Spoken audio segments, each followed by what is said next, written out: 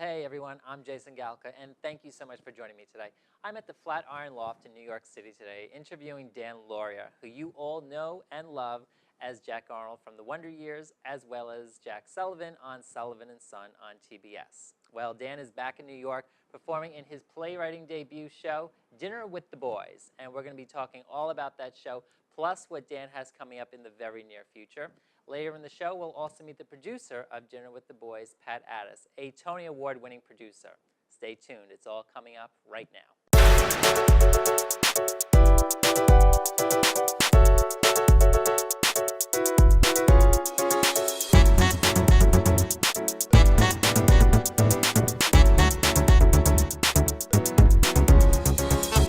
Dan, it's always great to see Jason, you. Thanks pleasure. for coming out today. My pleasure. It's my pleasure. I mean, I watched, as you know, I watched you when I was like this big as Jack Arnold on The Wonder Years. Still a great show, which, by the way, I want to say congratulations first because it did win a TV Land Award this past year. Yeah, I was the only one who In addition to couldn't all be the there. Emmys. Yes, and actually, Ali had said that. I was laughing. I'm like, wait a second, because he's here in New York doing Dinner with the Boys. Yeah. This is your baby, so let's talk about it. What's the synopsis of it? Well, I mean, it was the play we did last year at the New Jersey Rep, which you came out to see. Yes. And Pat Addis, who's on the board there. We got such rave reviews, we brought it into the city.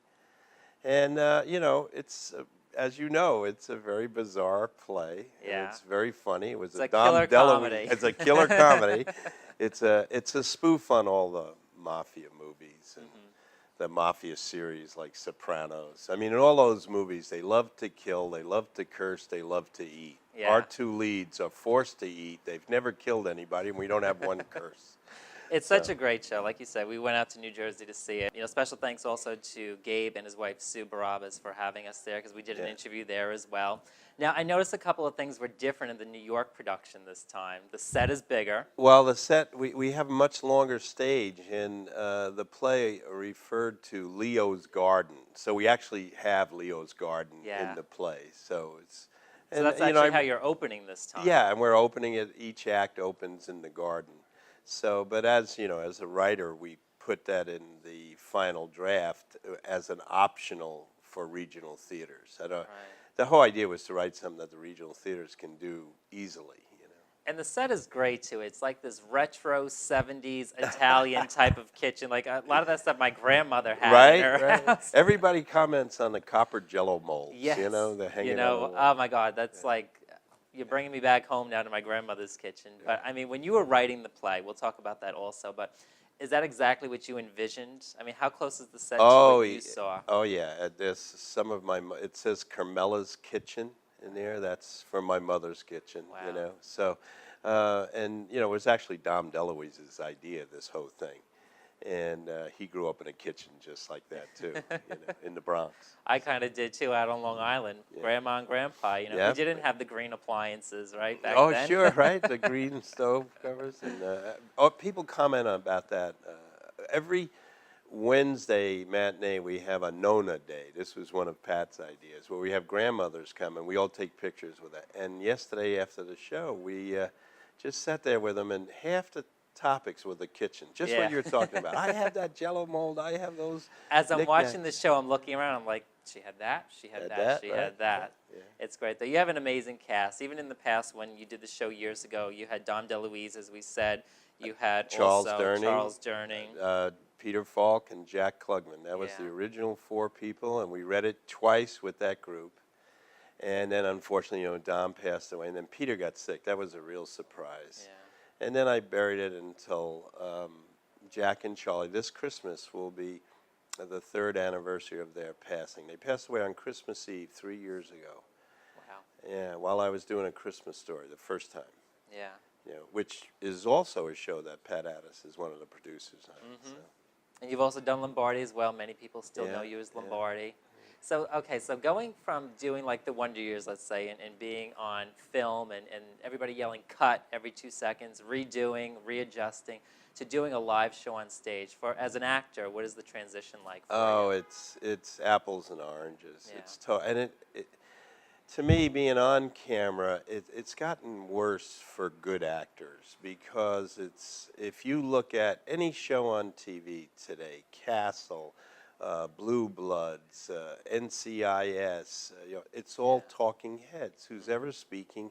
So there's no interaction with characters anymore. And I know a lot of my friends who haven't been back to the stage for a while are just dying to get back. Yeah. Like at the New Jersey rep next month, Wendy Malick and Gary Cole. We'll be meeting them as well. Yeah. It's going to be a very good and they'll time. tell you the same thing. They just want to do a sustained character again without all the cutting, But of course, we need the television in order to get the notoriety to sell the tickets. So and you actually started on stage first prior to doing television. Oh, the Wonder Years just came out of the blue. My agent in New York said, you can't keep doing showcases. Go to L.A. Yeah. And after about 2 years of doing guest spots, the Wonder Years came along. And you're originally from out here, New York, Long Island. Lindenhurst. Yeah. Still trying to get them to do a regional theater out there. That would be great. The two most popular counties in America, most heavily populated. Yeah, I mean, we have a lot of local theaters, but nothing like what we're seeing. nothing shows like yours. nothing like the New Jersey rep. Yeah. That's concentration is new plays with the hope of moving him into New York into a bigger venue. Right. So right now I got Amityville very interested in. Excellent. Yeah, it's neighboring, towns for us. Yeah. We're still from Long Island. Yeah, it's an hour be trip. great. Both Long Branch and where we're talking about on the island would be about an hour I trip. know it well. But now you're here in New York doing the show. You have another great cast. You have Ray Abruzzo. From The Richard Sopranos. Zavaglia, yes. I don't want to give it too much away, but we get to kill Ray twice a night.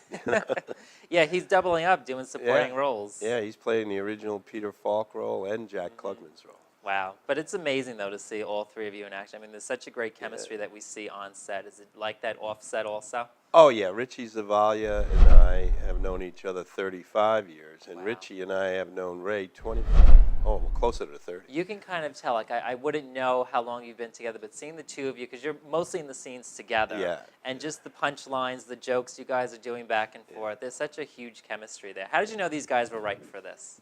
Well, Richie Zavaglia actually read the stage directions the very first time the original cast read it. So he's been with it forever. And he and Dom were very funny together, Dom DeLuise. So he was the obvious choice to play that part. And I think the heart is, and of course Charlie Durning was like my dad. So, and then we really had a hard time, Richie and I, figuring out who could play both parts. And Frank Megner, our director, he said, who could do it is Ray Abruzzo. He really has that kind of range, Plus he has fun doing it. Oh, absolutely. And when you're doing a farce, if you're not having fun, the audience isn't going to have fun. No, we had a great time. I mean, we laughed in New Jersey, we laughed in New York. Yeah. Audience are still roaring. I mean, the couple of times that we saw it 3 times actually. Yeah. The first time you and I met, Right. and then the second time when we did the interview, and then when you came here to New York to do it. So everybody's laughing. New Jersey loved it. Critics loved it there. New York's being a little bit tougher. Why do you think that is? Well, there's Joe. I'm from the old school with Joe Papp. I got to know Joe through Charles Durning. They were very close. Yeah. And Joe Papp said it's always going to be harder for an original off-Broadway play in New York because we're never really going to be able to afford to buy ads in the major papers. And that's why the editors, it's not the critics, it's the editors who hire people who are rather snobbish to these new works. They like comparing things to the great classics instead of looking to move forward. Right. So, matter of fact, I was at the Public Theater tonight. Joe Papp stopped the show and threw a critic out. Wow. Yeah, physically threw him out. We had to pull him off. Because over 70% of all reviews for new plays are negative. Yeah. And that's well, it kind of makes sense what you're saying too. Like I can understand, not that I understand, but I see what you're talking about. Yeah. But opening night was great. Many of your celebrity friends came out to support you. Judith Light was there.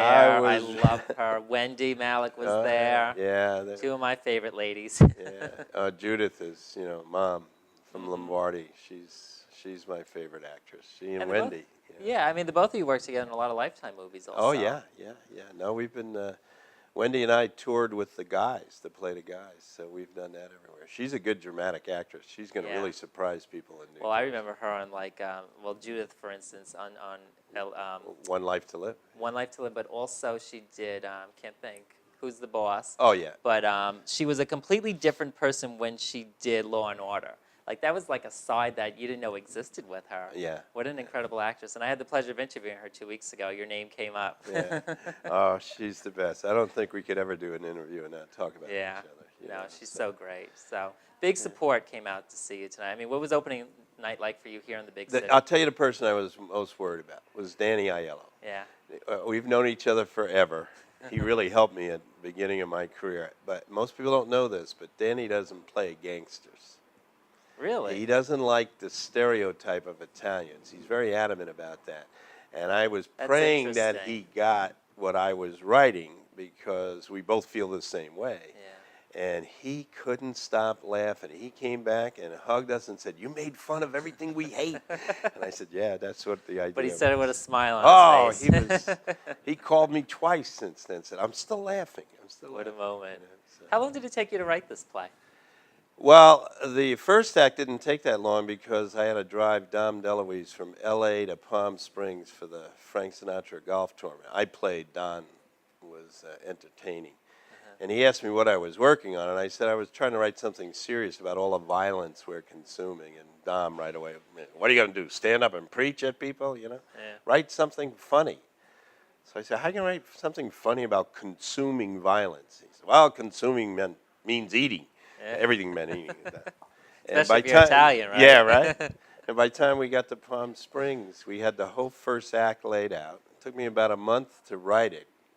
And then we called Peter Falk, and Charlie and I and Dom, and we went over to Peter's house, and we sat and read the first act. And Peter was, "Oh, this is funny. This is great. I love this, you know." So, but then Peter said, "You know, you got to have a second act, because the first act is about where these two guys were. Now we got to find out where their future is." And that took about a year. And then after working with Jack Klugman, I brought in that other character for the second act. Yeah. You know? No, very well written. I mean, and you worked on it probably 20 some odd years ago is when you originally wrote it? No, about 8 years ago. Oh, okay. It was right pretty before recent. Dom died. Yeah. Wow. 79. I mean, 2009, I believe he died. Wow. Yeah. Yeah, it doesn't seem that long ago at all. Yeah. So I got to He was ask 79 years old. you, what's your favorite part in the show? I still get a kick at lines that I know were ad-libs by those four guys. You know, there's the line in a play. It's not going to make any sense to your audience. Something to do with the wrist.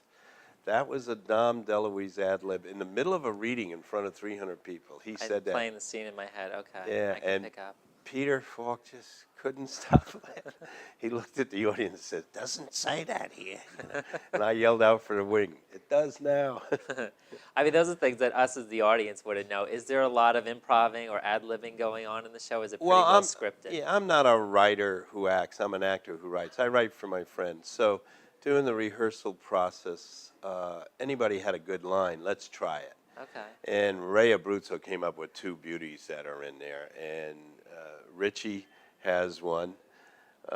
So we all came up with something. And the ending you see now, which everybody really loves, that last thing, that came out the night before the first performance in New Jersey, and that was mine. Wow. So. Bravo. But we all kind of mixed it up. You know? Yeah, I mean, there isn't a big difference from seeing in Jersey to New York, but as you said, you know, the set is a little bit bigger. You're opening in the garden. And there's a lot of garden talk throughout the show. Oh, yeah, And a lot yeah. of punchlines referring to the the garden. So garden. it's actually nice to have that visual here. Yeah, a lot of people, I guess the people who saw it in Jersey loved the garden because, Yeah. oh, we didn't see that. You know, it was great. Yeah. You know? But for the people seeing it for the first time here, we definitely use it. It doesn't feel like it was added on to the play. You know, but I, in my final draft of the script, I made sure that any regional theater that wants to do it, they don't have to have the physical garden. I make that note in there because I want to make it easy for regional theaters to do. Right, because I remember how you opened in Jersey. You were actually in the kitchen peeling the it's- potatoes, and now you're out in the garden. I'm in the garden peeling Yeah. the potatoes, right? I mean, both ways are great, but when you have that extra space, if you can make it work, it Oh, just yeah. really adds to the visual of it. Yeah.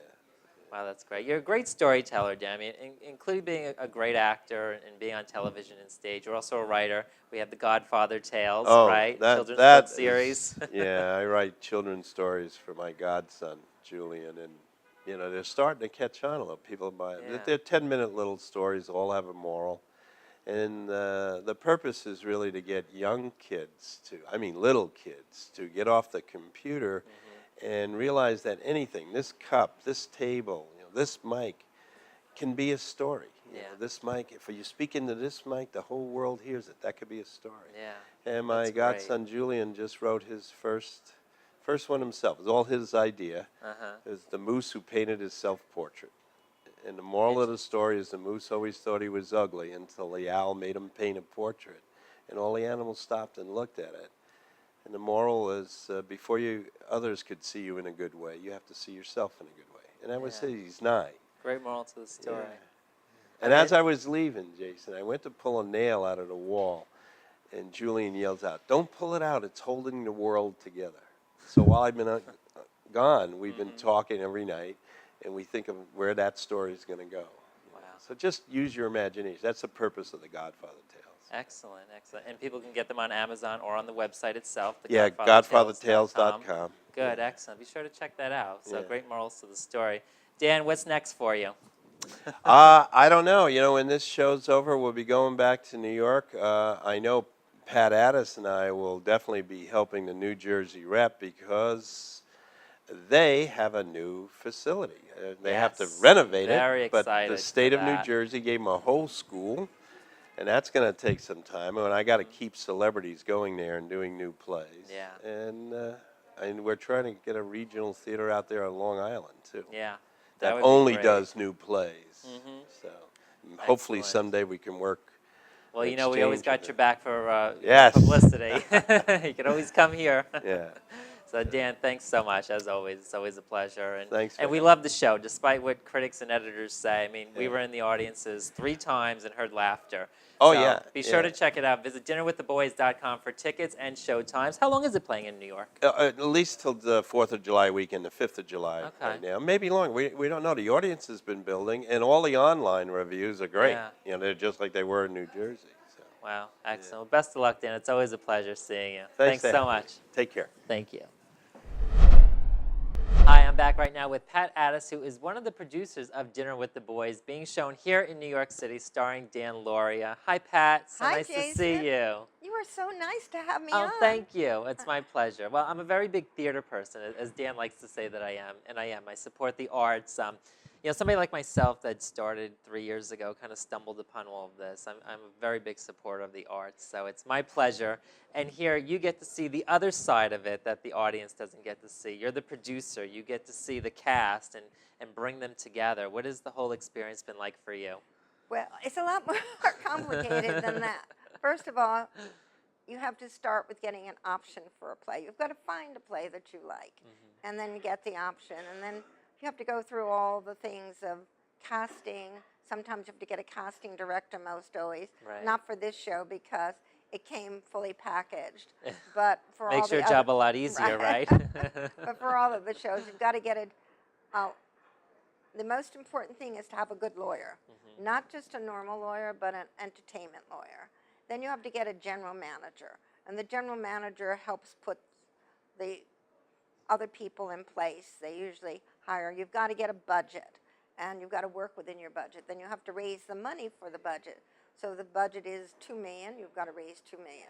You've got to raise that amount of money that is determined because a lot of shows have to close early. If things aren't good, they don't have enough reserve. Right. So you have to have enough reserve. And it's very interesting hearing about this side of it because, people that are just going to see the show, we're just going to see the show. right. I mean, like, I get a request at least one a day, will you produce my play or will you help me produce my play? It's not that simple. It's a full-time job. Right. Even if your money isn't in it, it is a full-time job. Right. And you have to put out fires, you have to have meetings, you have to coordinate the press people. That's very important. Then you have marketing. And then you have social media. Yes, which is a very big part.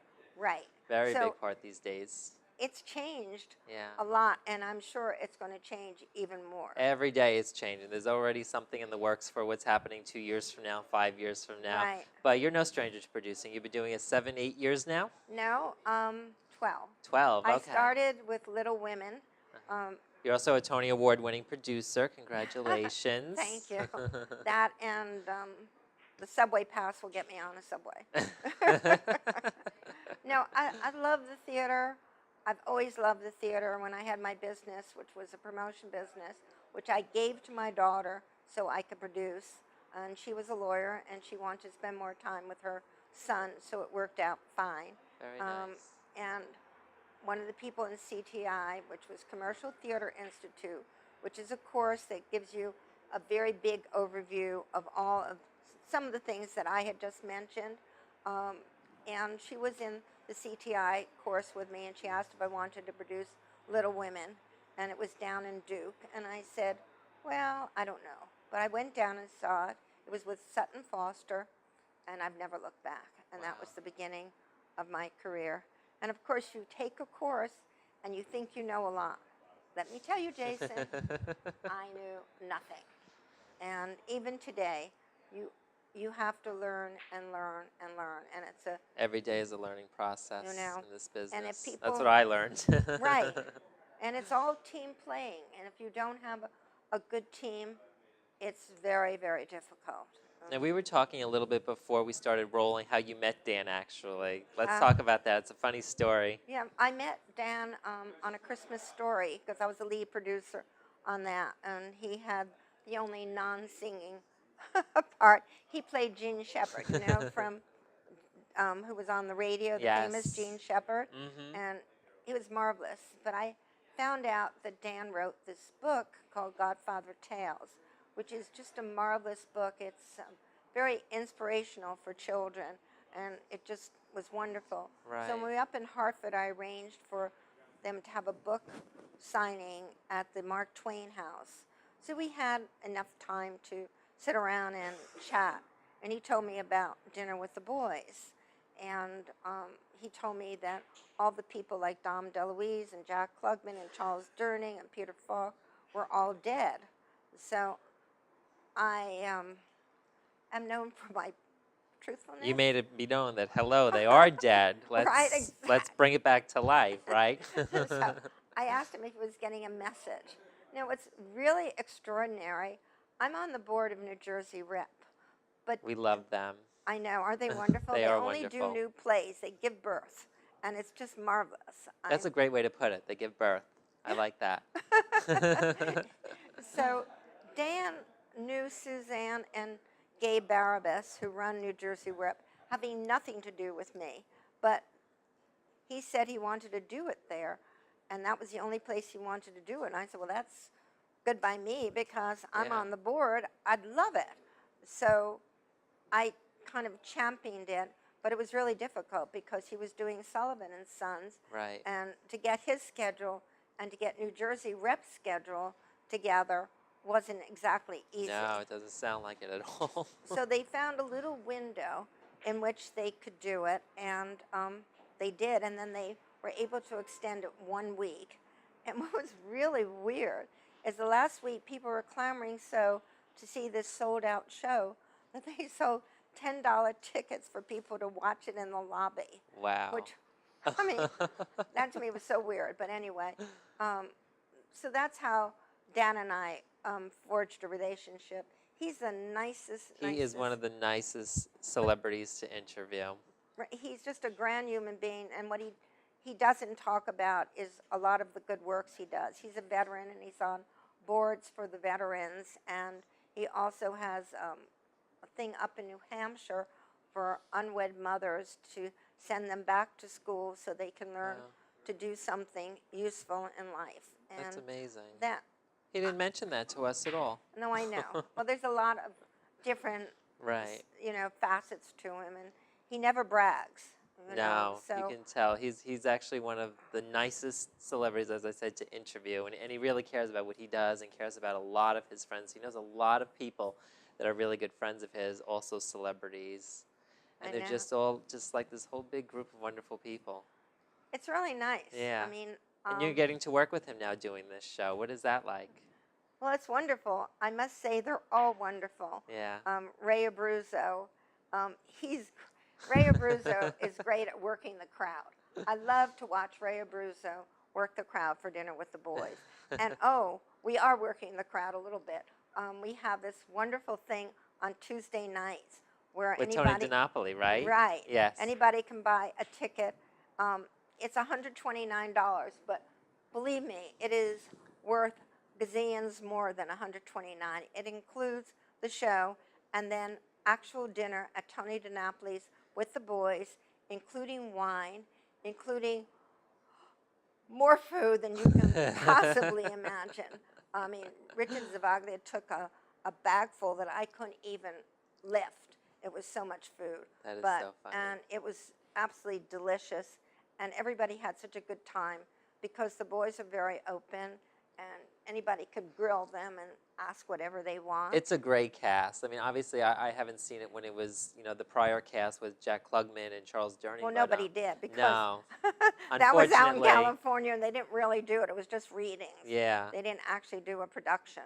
Right, but So- just knowing their names and knowing what they're known for, it just must have been great. But this is such a great chemistry between these three guys that are doing this show, too. I mean, it's such a laugh-out-loud comedy. It is. And if people get it, it's a spoof.